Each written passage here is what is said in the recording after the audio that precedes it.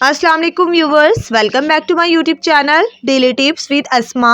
मंसर नाम का शुमार लड़कों के नामों में होता है। मंसर एक इस्लामी नाम है। मंसर नाम की इब्तदाई तारीख अरबी ज़बान से निकलती है।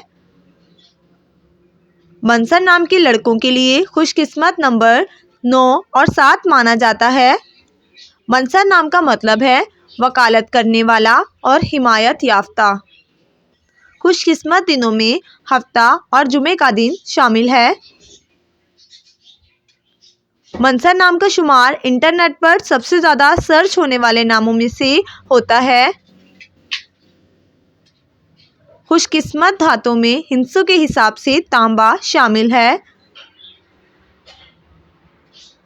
मंसर नाम के अफराद के लिए मुआफिक रंगों में पीला, नीला और सुर्ख रंग शामिल है। मंसर नाम के अफराद के लिए मुआफिक पत्थरों में सब्ज़ पत्थर शामिल है।